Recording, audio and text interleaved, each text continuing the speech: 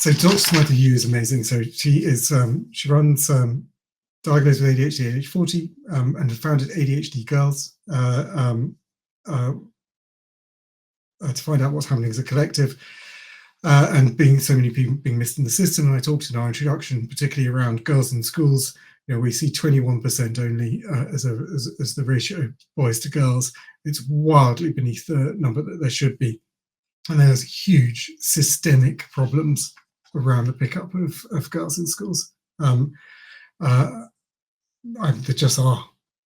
If you talk to lots of women being diagnosed later in life, missed in schools, it's just such a common story.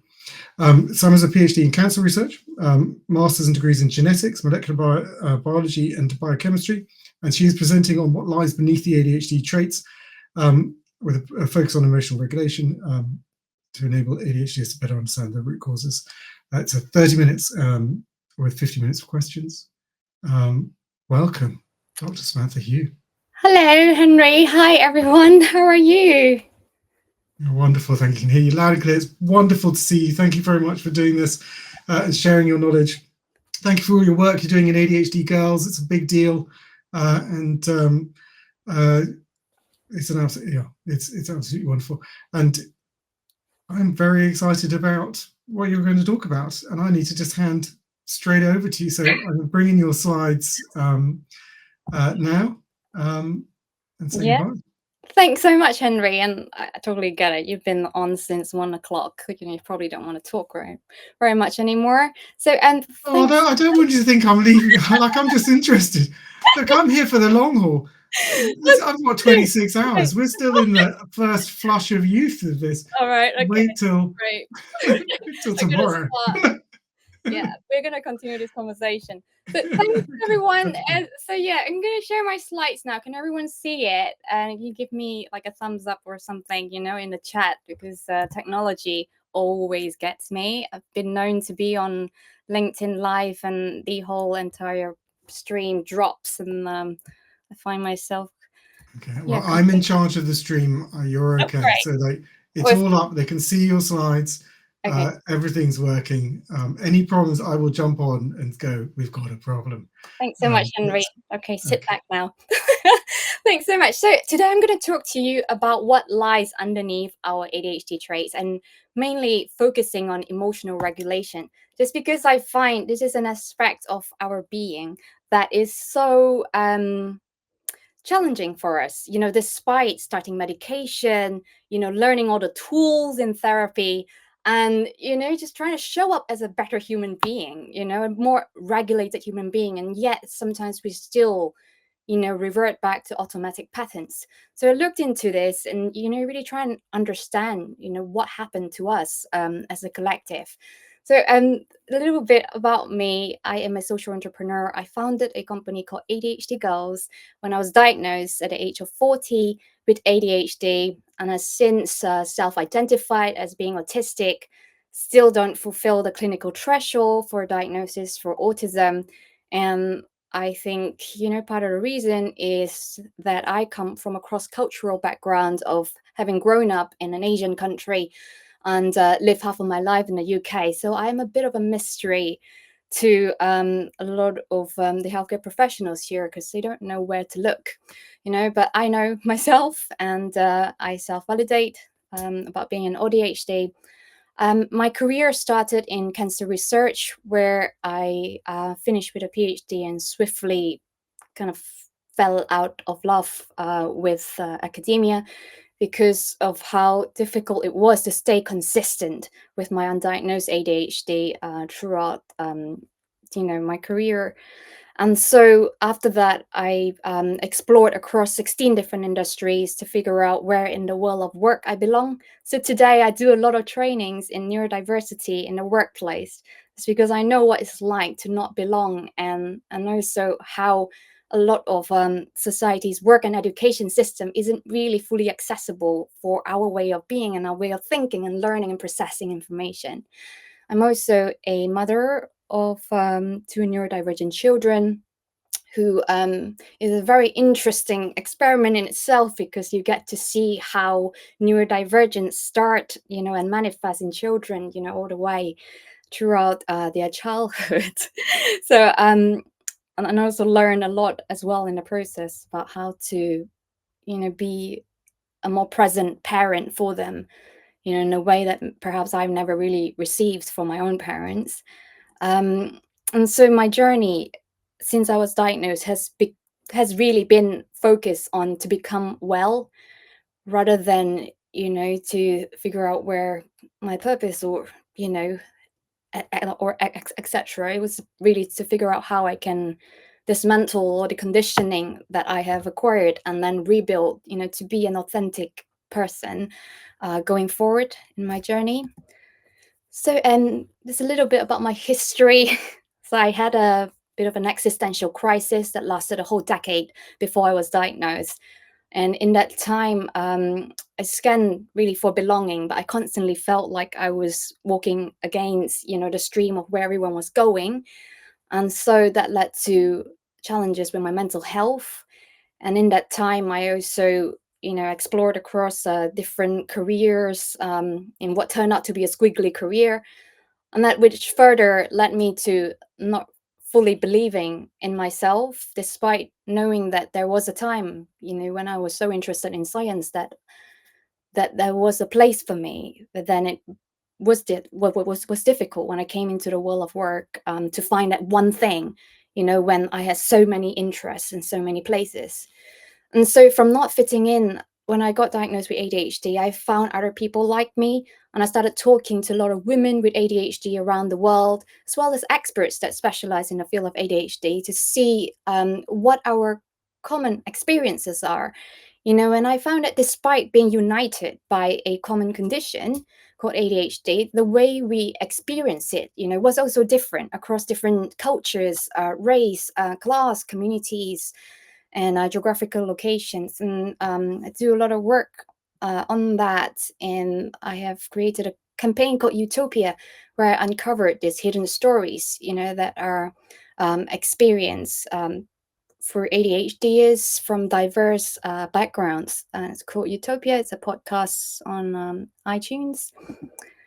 And so the work that I do now is very much about retelling our human stories and bridging the empathy gap between the neuro-labeled and neuro-not yet labeled. And I do this in the community, giving talks to public at large, as well as to companies. To date, I've spoken to over 80 companies on neurodiversity. And so today I'm going to talk to you about ADHD and emotional regulation. So I'm going to start with taking you through what is ADHD. This is going to be quite a condensed session, because full disclosure, I only prepared the slides today. It's a very typical last minute switch on. So I also want to touch on the diversity of our experiences. So what is really behind the heterogeneity, or the differences that you see in ADHD, because that when you meet one person with ADHD, this is one person, and the way it manifests for everyone is so different across different contexts, and it's situationally variable. And what is the trigger behind emotional regulation? Because it always has a trigger with ADHD. And the traits, what you can see on the surface, and what lies underneath that, and what is actually involved underneath that, in our internal world, that causes this state of flux where it changes every moment and every day and every week, or every few weeks within the month for women. And how we can maybe build some emotional resilience with in ADHD, and the road forward. So let's get stuck in. So what is ADHD? Our understanding has evolved. Okay, it used to be known as an hyperactivity and impulsivity. It's basically how you would describe a naughty child in school. But then, women got diagnosed, adults got diagnosed, and now people everywhere around the world is wondering, what is our experience? Why don't we all present the same way? But then there are some very similar pillars that we all experience around executive functioning or emotional dysregulation, although whether or not you see it depends on the context you live in, whether it's the presence of more support in your system, where you live in a culture of interdependence, or that your context just works for you or not. And it is a lifelong experience that can look different across different ages and stages. So the diversity of our experiences is because it is a sum of nature versus nurture, where the genes you inherit from your parents, together with whether your ADHD manifests as co-occurring conditions. Autism, I think the co-occurrence is up to 80 or 90%, for ADHD and autism. And ADHD can also co-occur with dyspraxia quite often, dyslexia, and other mental health challenges. Okay, so from the moment you were born, the genes you inherit, whether you're a girl or a boy, whether you live in a culture where your families were well supported and you had nurture from your parents, and if you're born a certain social class, and if you used education as a ticket to your social mobility, and if you encountered mental health challenges, and if you cross cultures, when you migrated across the world, and if you're also a parent to another child with special needs, and to other life stages in life, how ADHD manifests really looks different across different stages. And so because we have lived with a neurodivergence that I guess we have been missed, if you've been late diagnosed in life, that you have been missed, that has a cost. And that cost shows up as mental health challenges in our lives. And that is from our experiences and our life in motion, and a combination of how our body affects our mind and our feelings, to impact how we show up. So, as our focus is on emotional regulation, I wanted to bring you back to what are the typical characteristics of ADHD. Over the last decade, researchers have been trying to redefine what ADHD means, and they have come up with 6 different characteristics, And the ones that we want to focus on today is emotional dysregulation, behavioral self-regulation, executive functioning, okay, because they are related. And emotional dysregulation always has a trigger with ADHD, whether this is something, someone, someplace, some sensory inputs or memories that trigger, the way we act, whether we go into fight or flight or freeze or fib or fawn. These are all the stress response, that is governed by our nervous system. And so the ADHD way of being is very much heavily strong from the position of the inputs that you get from your environment, where you're receiving cues from your environment, what you see, what you feel, what you hear, and what you taste, that is a stronger input in your system than your top-down signal, where you have your goal-directed thinking. So as a result, we kind of navigate the world through what we feel first before we know what to think about it.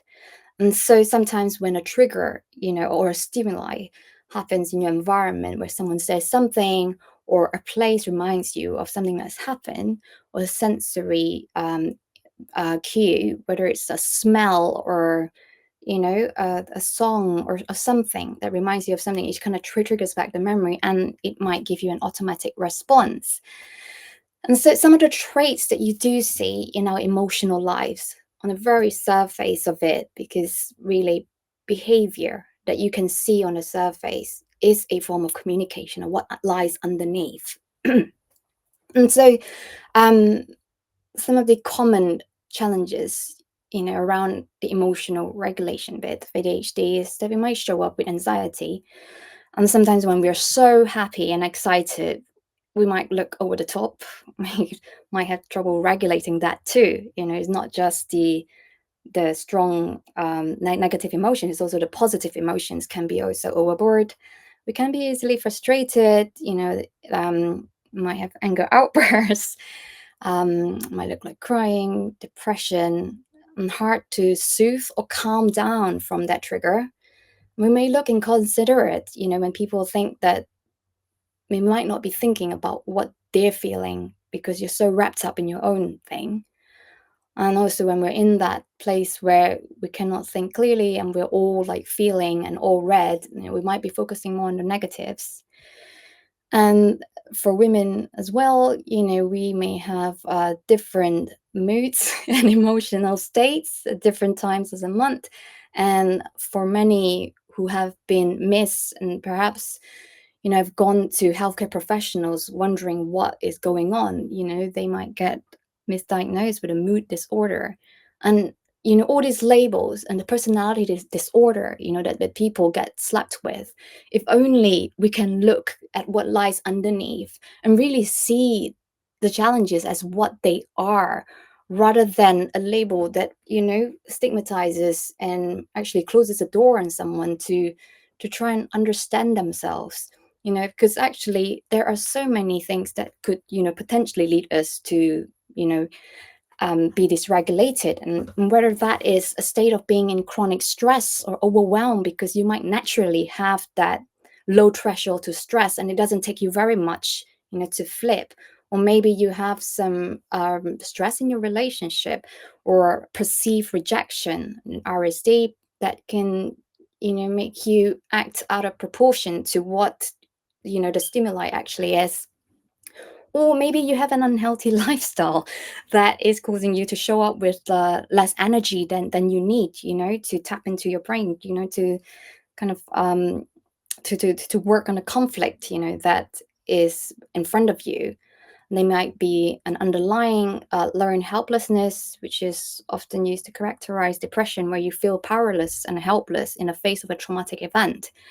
Or PTSD, intrusive thoughts, maybe the communication difference. And sometimes you can also process things at a different rate. So people who, may trigger that emotional dysregulation. And as a result, you can't really tell them in the moment what you would be able to think, if you had more time to calm down and think rationally.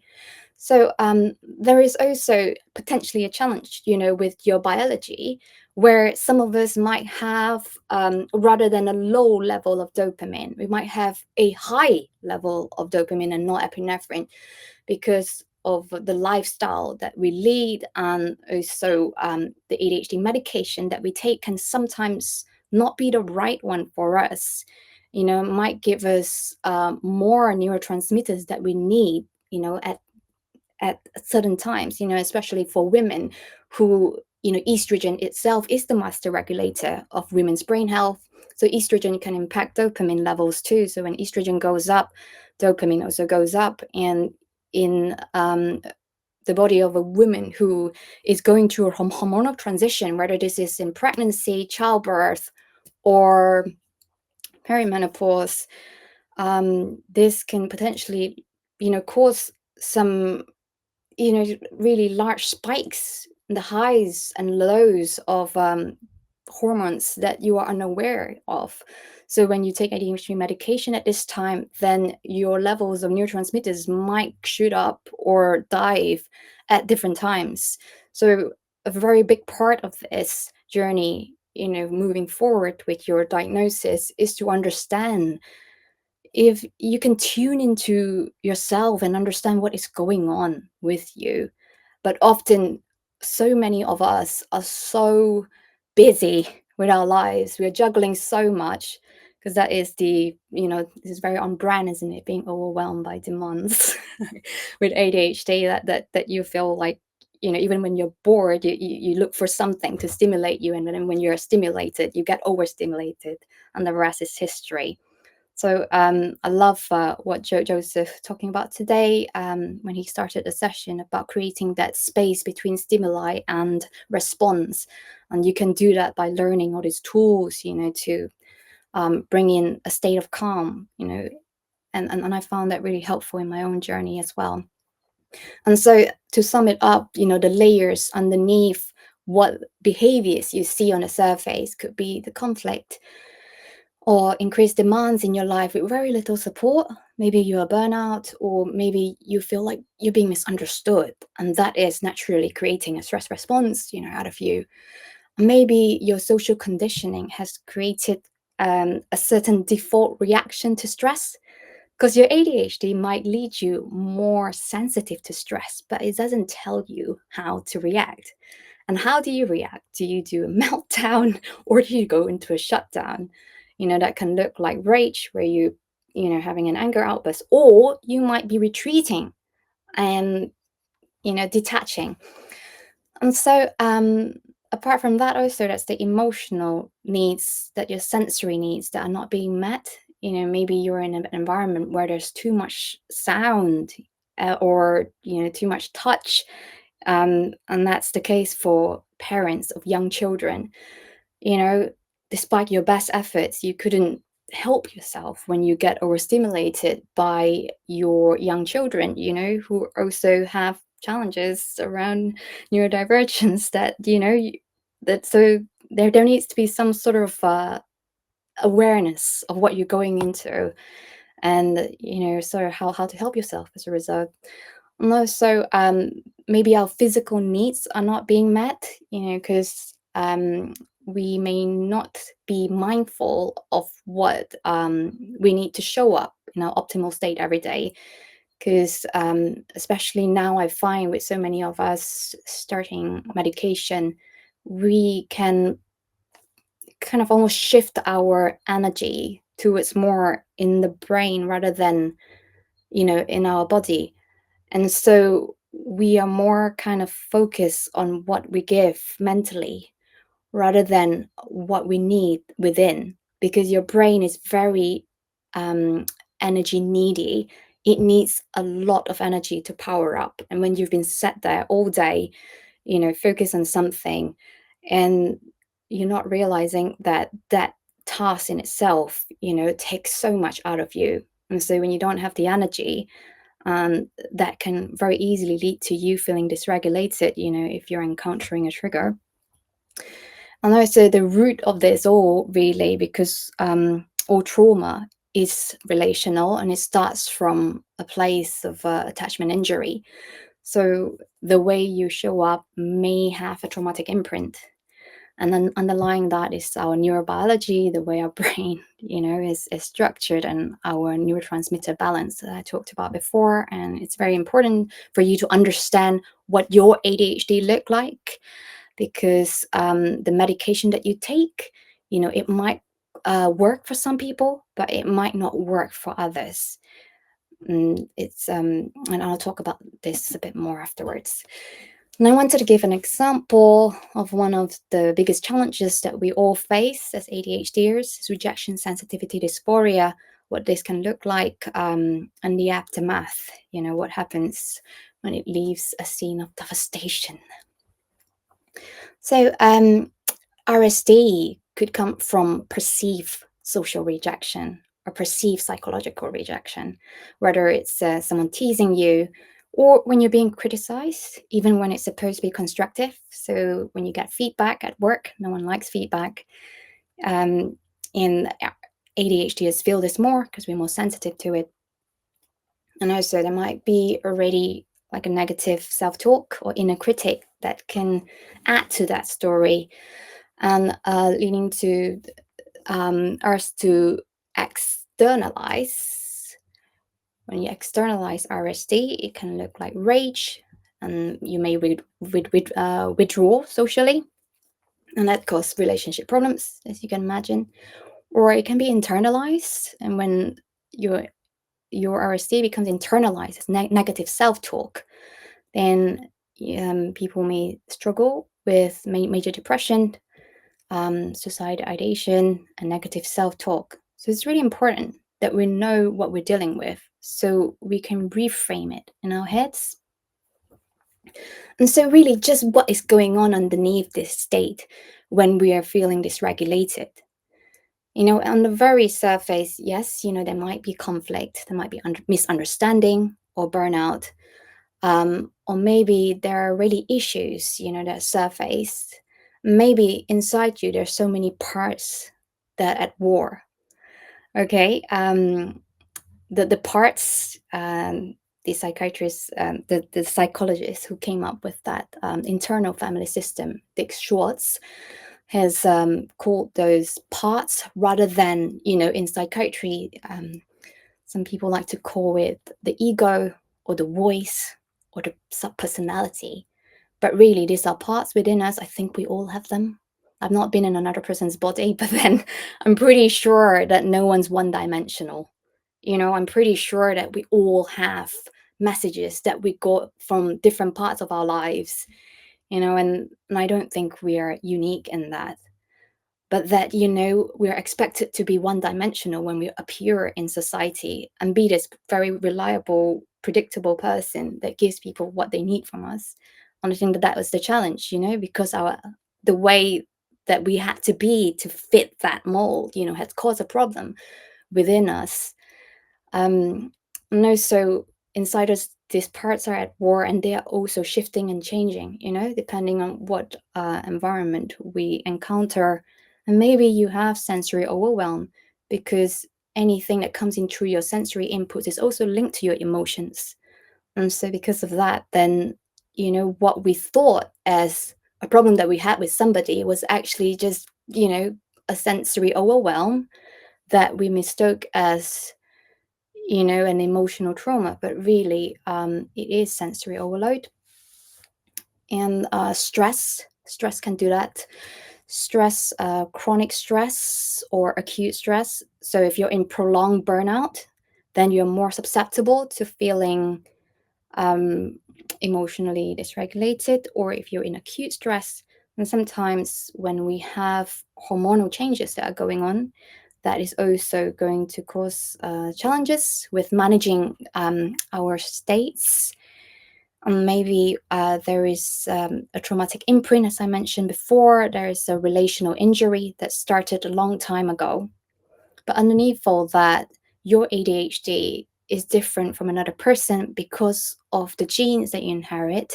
And that then gets expressed as what your biology looks like, what the metabolites that are happening, that are being expressed inside you. Lucinda Miller talked about some of them. I think she does genetic profiling, but this can be done, with any providers. And your genetic profile will show you some of the usual suspects that underlie the ADHD experience. And it's really interesting because I've dove into a few a few variation of ADHD types. And I find that the ADHD experience is so different to the ADHD experience because as an ADHDer, and you would know this if you are, when you have both autistic and ADHD traits, when you actually, at certain times, of the day, you are able to tap into your executive functioning. And this is a mystery to a lot of us who are diagnosed later in life, because at some point in your life, you were able to do some of the things, your executive functioning wasn't as bad as it is now. But then something happened, whether it's age or, something else in your life change. And now you feel like you no longer have the same abilities, right? And this is because of, for example, for women, then when you enter perimenopause, your estrogen levels will go down. And estrogen would have been what propped you up, for a really long time, for decades, because estrogen has an indirect effect on dopamine, acetylcholine, and serotonin. And so when you encounter perimenopause, your estrogen levels will go down, your progesterone levels will start to go down, which leads to you feeling less calm than you were before. And so when you then start ADHD medication at this state in your life, then you are potentially, you're potentially correcting the deficiencies, from that lower level of estrogen, and not exactly, what you truly need as an ADHDer. And maybe part of this journey is to work out how to manage, the different states and adjust the strategies to suit. And I have to stress how important it is, because I mentor so many women with ADHD who then come to me and say, why do I feel so intense at different times of the month? So I dove into their stories and found out that they've been on the same ADHD medication, and in certain times of the month they felt like they needed more. And then when they start on that higher dose, then it becomes too much when they're also in that state going towards ovulation where estrogen is already higher. So that adds, to the level of dopamine that they're facing. And why this is important, because our medication doesn't even just have dopamine, right? A lot of the ADHD medication caters for the levels of norepinephrine as well. So what norepinephrine does is that it gives you the state of like mobilization, your sympathetic nervous system. It makes you want to like go do the things and, have the rush and have the motivation. But too much of that, guess what happens? Too much of that, and we might have challenges with sleep because we're trying to go to sleep at night and our body think that we don't need to sleep because we are cool. So I'm just wondering if my computer switched to the Bluetooth. You can still hear me, right? You're still there, right? Okay, great. Yes, I can So still hear you. what do Don't you worry. do then? So what you should do is to look at your current life. What is going on? Your life stage. Don't look at anyone else because you're going to be different to other people in terms of what demands you have in your daily life. Are you a working parent with both the juggle of work and the juggle of childcare and getting everyone out the door? Or, are you free and easy, which is a better way for you to manage your stress levels? What are the stresses in your life? This could be physical stress, could be social stress, could be relationship stress. Okay, and what are the joys? What are the things that protect you in your environment? Are you spending time with self-care, or are you not having the time to do that? And what support system do you have?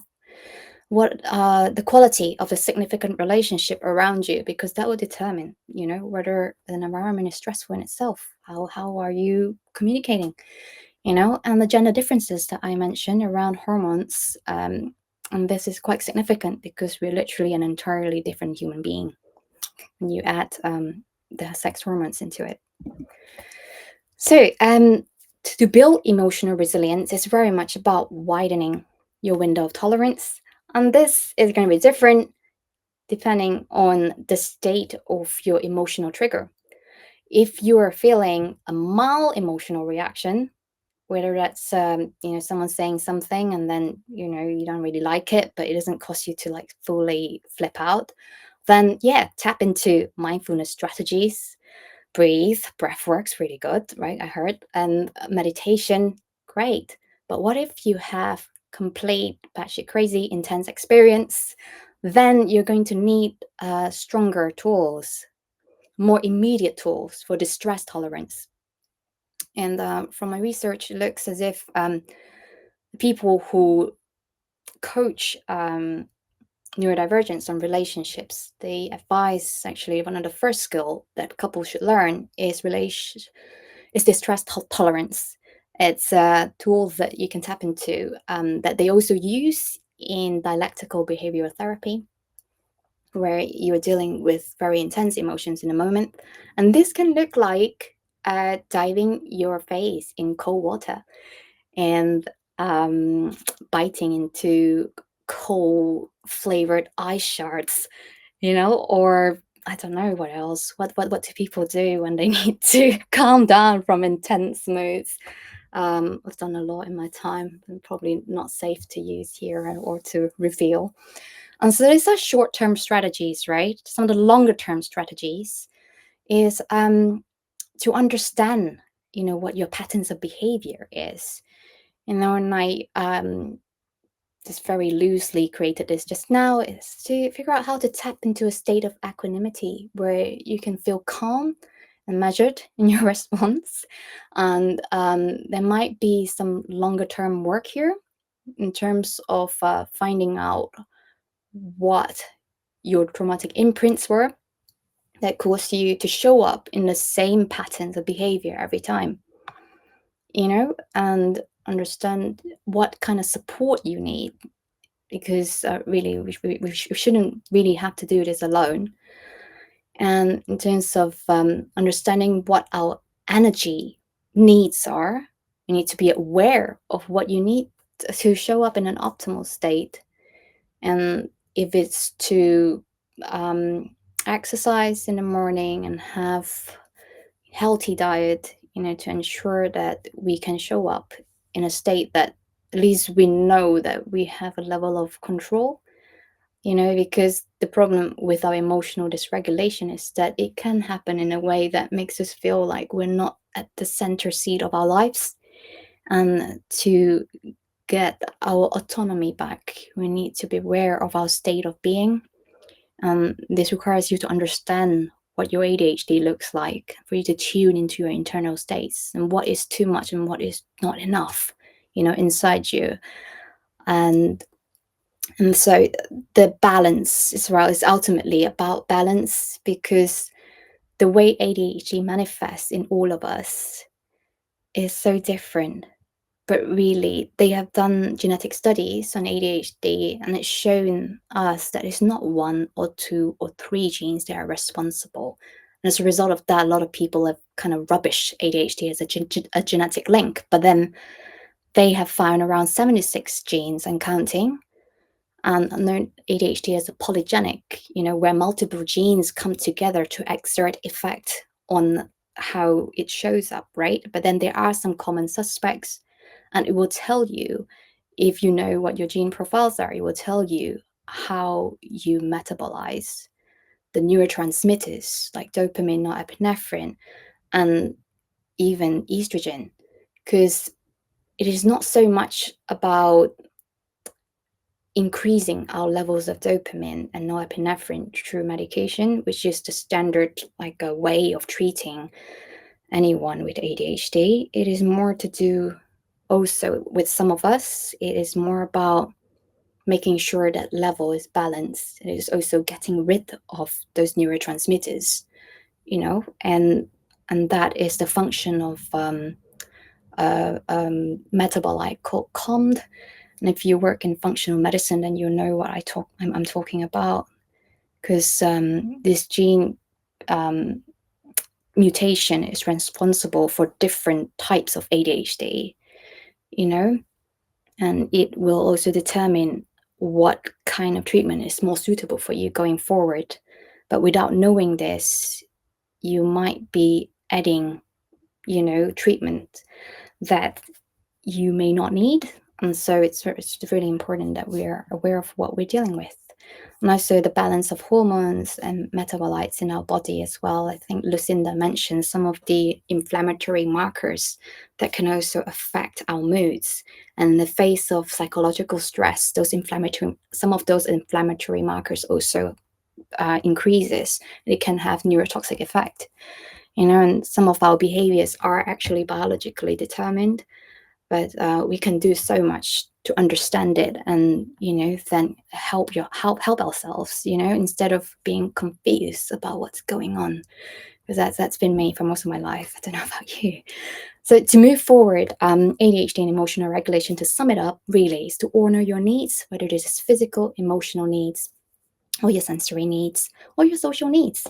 And to learn to regulate, tap into those short-term strategies, tap into those tools to allow yourself to calm down, or maybe co-regulate, to do it alone. It'd be great if you have people to do it with, because it's so lovely to co-regulate with each other, whether it's a parent or a partner or a friend, because sometimes you can borrow people's regulation if you don't have it yourself, or maybe sometimes you prefer to be alone. It's very personal choice, personal strategies. So one of the way forward also for relational repair is to learn to communicate your needs. And this could be in the workplace, in your home, in your life, in your friendships. And learn to communicate that in a way that isn't from a defensive place or hurt place. You could communicate that so we can all facilitate repair in the long run. Second to last is to reframe the stories that you tell yourself, because how many times have we been through an episode where the tidal wave of tsunami has hit and we feel completely blindsided by the stimulus, and it's happened. We have lost our shit, and then we deal with the shame afterwards, and we tell ourselves the stories that, you know, we are not good enough or we're not worthy. But then it isn't true, because what you're dealing with is so much more than, you know, those stories. You know, it's also your biology and the people you interact with and the things you come across. But knowing what you're dealing with is the first step to understanding yourself, being aware, and then you know what to do when you go into different situations. In the long term, though, and I mentioned it a lot today, and I think one of the most useful tool for me in my journey is to understand what my ADHD look like and how it's different from other people. You know, and just to share with you, I started my journey with ADHD actually resisting medication, and then realizing that 8 months on that I do need it. But then after I started medication, I had side effects from it that I, you know, had been trying to do various things in the past 2 to 3 years, and then that includes lowering my medication, taking that off, you know, and replacing with other things, and then, like, you know, kind of playing yo-yo with myself just to experiment, you know, what that looks like. And I'm currently on a lower dose, the lowest dose that I can imagine, because and I realized that my ADHD doesn't actually need so much help with the neurotransmitters. It's more about balance and detox. So for me, it's a very different focus than it would be for you, and we're all different. And ultimately, really, because all our reactions, when it's touch a nerve or a wound, it has a place, you know, from a long time ago, and it wasn't a wound you got today. And really, the way forward for you long term is to heal the wounds of your soul. So thank you so much for listening. This is me. I am running another workshop called Activate Your Life next week, and that will dive deeper into what I meant by personalized ADHD and neurodivergence. I also have some tools here where I help women navigate the way forward with ADHD after the diagnosis. I also give a lot of talks to organizations, so feel free to recommend me. Thank you. Samantha, that was amazing. So interesting. Do you have time for a few questions? Oh yeah, of course. Oh my gosh, I've done 45 minutes. Didn't even realize. Yes, we have a new, like, I've been talking to people about timing issues. I know. And, you've just thrown a. I'm about to. Yeah, I'm about to break something. So because we've had so many questions come in and really passionately delivered that well, we're already running slightly late without questions. So we have our next section is what to do when you're first diagnosed with ADHD. We're going to, it was something that was actually recorded yesterday. So we're going to cut it slightly short, and we will play the whole of it at the end of the conference as well. But so that's how we're going to make up a bit of time. So that's as a heads up for people. So we will still have that segment, but we will just slightly shorten it. It's been very interesting watching questions come in and comments come up on social media. A lot of people just saying you are talking to them so in such a direct way and to their situation that they've just not heard that before, and it's so important. And so I'm very grateful for you to be part of the conference and talking to that. Someone has asked if they're able, like, are we going to be able to have copies of the slides? Is that? Oh gosh, yeah, it's going out into the world. That's okay. Well, it's already gone out to like. Yeah. Thank you. Well, we'll put them on the either a link to your site if you put them on your site, or we can upload them to the scheduled page, so you'll be able to get those later, people. Okay, from Fiona. I have a recently diagnosed ADHD daughter who is about to enter puberty. How can I best support her in dealing with this phase of her life? Yeah, so this is really interesting, because I find usually when people are supporting their children going into hormonal transitions like puberty, they are also going through a transition themselves, being the age that we are at now. We are some of the women that I've spoken to, they're also dealing with perimenopause themselves whilst their children are going into puberty. And I guess really, it is going to increase some ADHD traits, but it doesn't mean that it will happen.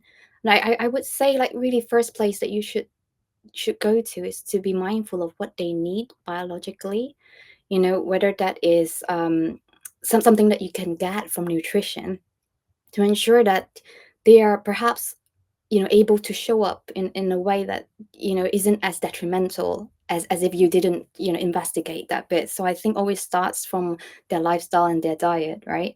Because there's a lot you can do to support the hormonal changes. And secondly, I think it's to really be open to understanding what the experience would look like. Teenagers with or without ADHD will have challenges going through puberty, and they would test you and press your buttons, right? And you need to be aware of that when you're going into it, what your state is, because you need to put the oxygen mask on yourself first before you support your daughter, because that's the only way that it will work, right? I hope that answers it. Thank you. That was great. It's very insightful, and I think talking to the parent as well, and their situation. Obviously, ADHD, huge genetic component. 75% of ADHD is genetically described. We both live in this world, so when you meet someone young, you often, or at any age, often like, where do you think it came from? Yeah. Yeah. That can lead to some interesting conversations. Someone's just sort of reached out and just said, I definitely relate to what you're saying. We miss out on friendships, sometimes due to the stigma or being labeled as weird. It can be doubly difficult when you have multiple disabilities and or different diversities. Sorry, was that a question? It's really a statement, but I wondered if you had anything further to say on it. You don't have to. Yeah, okay. Sorry, I forgot what you said. Can you say it again? It was more about the compounding. What do you think about the compounding impact of ADHD plus multiple disabilities plus different diversities? Yeah, well, on friendships and relationships. Yeah, so it's tough, isn't it? Yeah, because if it was straight ADHD, then the challenges that we're dealing with, yeah, it's one prong. But then when you don't know what other things you're dealing with, like, I didn't know until I was diagnosed with ADHD that I'm also potentially autistic, although I still don't have the validation for it, because I never received the diagnosis, despite rehashing all my traumas twice. And so what you're dealing with is a state of being that is unique to you and requires you to be compassionate to your own experience. And it's so important that we are, developing a form of self-compassion, because otherwise it's so easy to just submit ourselves to feelings of shame and doubt, but yeah, there are a lot of compounding challenges with being not just ADHD, but potentially ADHD. Outside of that as well, it's not just neurodivergence, is it? I mean, it's the mental health challenges from just living in a world, and having to adapt. So yeah, what was your background like? Where did you come from? What place did you start in society? And that all plays a role, isn't it, in how you're perceived when you show up in any groups, not just your friendship groups, but also your work and your study. And so there are different levels of privilege and oppression, right? That changes your experience. There are, and actually talking to that, there's and I apologize to the person who's written it, because I've had to read it very quickly. There's a long question, which is someone who's diagnosed when they were in their 60s, with ADHD, and now feels a lot of guilt about how they were with their children, and had a lot of things happen in their life which they've talked to. Yeah. Do you have any comments on that? Yeah. Dealing with that Yeah. regret in life? Yeah. I mean, it's never too late to repair, you know, and I would say that as long as you're showing a form of repentance, because it very likely wasn't just your ADHD that led you to, you know, have that challenge with parenting, because we also started somewhere, right? The way we were parented, even though we didn't want to become the parent that we dislike, we end up modeling their behavior subconsciously. Because when you go through childhood trauma, whether it's through abuse or neglect, you're not just watching things that are happening to you, you're also modeling it. You know, you're seeing what you can use, you know, in your toolbox going forward. So you can see sometimes that children end up modeling their parents' behavior despite not wanting to.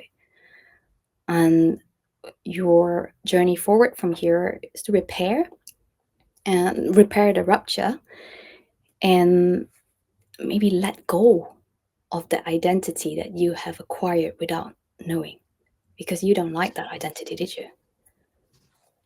I think I definitely apologize sometimes butchering their question, because I'm just trying to process it very quickly. It's a lot there. I think they're also just very worried about their children. They had a really tough time. We know that people with ADHD often find themselves at the target of frankly bad people exploiting the fact that they're outsiders, that they're different. Yeah. We had another question, which congratulations on all your research and achievements. I'm keen to understand more about late diagnosis in women and menopause. Could you speak to your understanding and findings? So Yeah. particularly ADHD and menopause. Yeah. So I'm in perimenopause. I don't even know if it is perimenopause, but I guess it's the 10 years before menopause. So I guess I am in it because I'm 43. And I've been told that when it comes to the actual menopause, it's way worse. So, you know, it's like, okay, so this feels like I've been diagnosed with ADHD and I fell off the cliff because there was no help, you know, and the help that they gave me was very tailored to one experience. So I was very angry, and I don't mean to be, but, you know, I've gone through a lot of therapy now, and, you know, I've had a lot of consultations with naturopaths, and I understand that, yes, you know, there are differences to our experience. And as I said before, estrogen is the master regulator of a woman's brain health, not dopamine. You know, that might be someone else's master regulator, but estrogen had helped us, you know, when it was reliable. Maybe not all of us had reliable sex hormones, you know, but some of us did. And that's why so many women find that later in life, whether, you know, in their late 30s, mid 30s, late 30s, on their 40s, suddenly, you know, their executive functioning wasn't where it is. They couldn't regulate their emotions as well as they did before. But a lot of these also, you know, we don't live in a vacuum. It isn't in our body and then manifesting as ADHD. We live in a relational context where there are people in our environment also who brings up, you know, certain reactions in us, you know. So what I'm trying to say is that, yes, you know, there are known biological differences and you should be aware of that. But then there are also things in your environment, you know, that perhaps you can change, you know, and that includes a lot of lifestyle factors, but also the quality of the relationships that you have around you. Thank you. And we had a lovely comment. Thank you a billion times, Dr. Hiew. A billion thank yous. I'm in such desperate straits right now, and you're helping me so much. Finally hearing words of wisdom.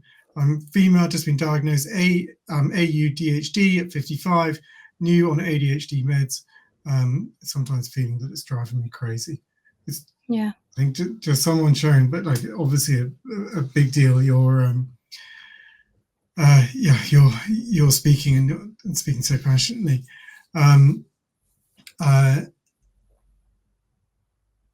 We Pia just has commented, I've noticed my ADHD manifests differently during different times of the monthly cycle, but also excessive stress periods. Mm-hmm.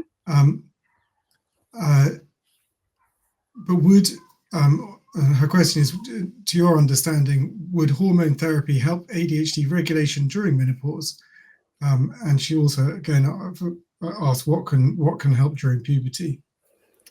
Yeah, so for menopause, though, I think I answered that first. It really depends, you know. For some people it works, for some people it doesn't. And I go back to your actual ADHD, what that consists of, because there are, you know, genetic mutations that some people might have, whilst others won't in the ADHD population. And if you have that mutation, you know, I'm not saying one gene affects everything, but there is this gene that I've been going on about called COMT, where COMT, where if you have that mutation, it is responsible for around 60% of the dopamine in your frontal lobe. And when you have a lower activity of this enzyme, then you are less efficient in removing not just dopamine or norepinephrine, but also estrogen. And as a result, estrogen can build up in your body at a time when estrogen is going up, causing what is potentially an estrogen imbalance rather than an estrogen decrease. So that we know as what is going on at the moment in the ADHD body of a woman, right? But all I'm saying is that it is different, you know, depending on your experience, what your profile is. So yeah, it might help some people, it might not. So just, yeah, I think we should all do our part in having this caveat whenever we give out HRT, when, you know, it comes to ADHD and neurodivergence and other mental health that has a genetic link behind it. And for puberty, I have heard that contraceptive pill helps some people, but I'm not an expert in that. And personally, I would always try the natural strategies first, the natural remedies like lifestyle, before you even attempt to add or, you know, change the levels of the hormones, you know, because a lot of what we go through can be mitigated with more understanding. Thank you. Look, you've been amazing. Look, you've it's been a little bit longer than planned. You've stayed late. Thank you very much. Thank you for answering. There was a lot of passionate questions. I thought it was important. Yeah. Much. So I just need to really say thank you so much. Thank you for all the work you do. Obviously, ADHD Girls is a wonderful thing. You talked to some of your work. Thank you very much for being part of this. It's a big deal, and I have to say goodbye. So thanks so much, thank Henry. you very much. Thanks so much for your attention too. Bye. Bye, Thank everyone. you very much. See you later. Bye. Bye.